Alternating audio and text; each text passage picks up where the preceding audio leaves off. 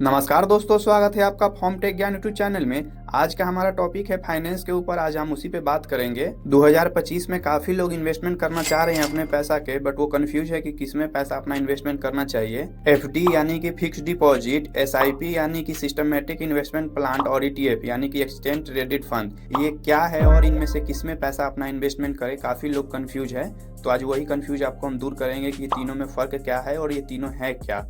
तो चलिए वीडियो शुरू करते हैं। तो सबसे पहले बात करते हैं एफडी यानी कि फिक्स डिपॉजिट। अगर इसमें हम पैसा करेंगे तो हमें कितना इंटरेस्ट मिलेगा, क्या फायदा है, क्या नुकसान है, उस पर बात करते हैं। सबसे पहले तो अगर आप एफडी में इन्वेस्टमेंट कर रहे हो तो आपका पैसा बिल्कुल सेफ रहेगा, बट ऐसा सेफ करने के लिए हमें क्या फायदा जो महंगाई दर को भी बीट नहीं कर पाएगा।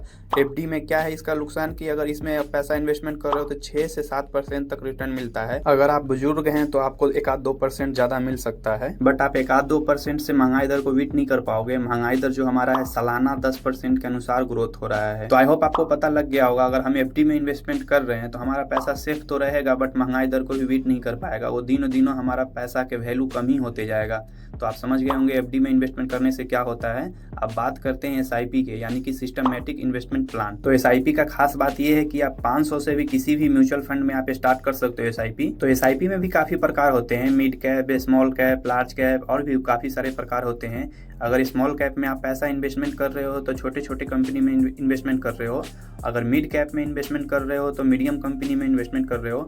अगर लार्ज कैप में कर रहे हो तो भारत के मतलब जितने भी बड़े बड़े कंपनी हैं आप उसमें इन्वेस्टमेंट कर रहे हो। तो आप समझ गए होंगे mid cap, small cap, large cap क्या होता है। अगर एसआईपी में आपको अच्छा ग्रोथ चाहिए तो आप लॉन्ग टाइम तक इसमें इन्वेस्टमेंट करें।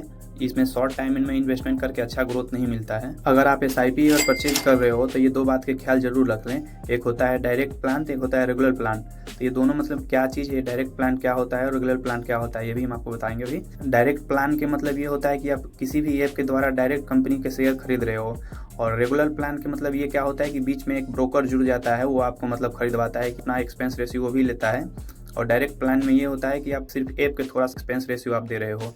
तो ये जरूर देख ले कि डायरेक्ट प्लान आप जल्द खरीदें, रेगुलर प्लान ना खरीदें। रेगुलर प्लान खरीदिएगा तो आपके दो ब्रोकर हो जाएगा।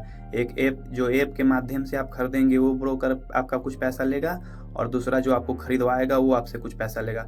तो कभी भी खरीदें तो डायरेक्ट प्लान खरीदें। वो क्या है, सिर्फ आपको ऐप के ही 1 से आधा% आपको इंटरेस्ट देना पड़ेगा, वो एक्सपेंस रेशियो के तौर पे। तो इसका नुकसान यही है कि आप अगर आपको पैसा इमीडिएटली चाहिए तो इमीडिएटली आपको नहीं मिल सकता है। अगर आज आप बेचेंगे तो कल आपको पैसा मतलब मिलेगा आपका बैंक अकाउंट में। और इसका फायदा यही है कि आप कभी भी आप अपना पोर्टफोलियो में देख सकते हो कि आपका कितना इंक्रीज हुआ है, कितना माइनस में है, क्या है, बट आपका पैसा जीरो नहीं होगा एसआईपी में। अगर लॉन्ग टाइम तक आप ग्रोथ कर रहे हो तो काफ़ी अच्छा रिजल्ट देता है एसआईपी।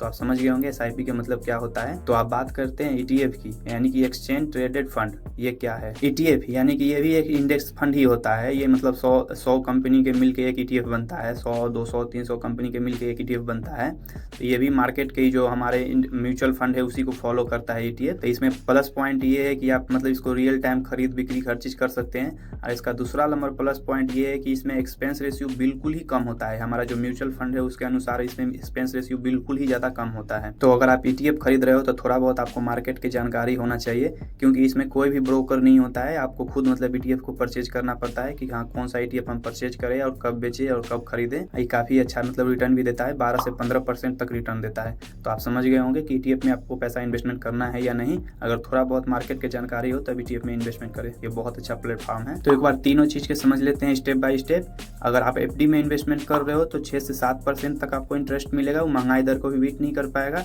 अगर आप एसआईपी में इन्वेस्टमेंट कर रहे हो तो 15 से 16% तक इंटरेस्ट मिलेगा, बट आपको लॉन्ग टाइम तक ग्रोथ इसमें दिखाएगा, शॉर्ट टाइम में इसमें ग्रोथ नहीं दिखाएगा। अगर आप ईटीएफ में इन्वेस्टमेंट कर रहे हो तो आपको खुद से मतलब इसमें ट्रेड करना पड़ेगा। ये भी 15 से 16% तक इंटरेस्ट देता है, ये भी काफी अच्छा है। तो आई होप आप समझ गए होंगे ये तीनों में फर्क क्या है और आपका पैसा किस में इन्वेस्ट में आपको करना है। तो अगर मेरा वीडियो थोड़ा सा भी इन्फॉर्मेटिव लगा होगा तो मेरा फॉर्म टेक ज्ञान चैनल को सब्सक्राइब कीजिएगा, लाइक कीजिएगा, कमेंट कीजिएगा, और इससे रिलेटेड कोई भी क्वेश्चन होगा तो कमेंट कीजिएगा गाइस। तो फिर मिलते हैं नेक्स्ट वीडियो में कोई और टॉपिक के साथ।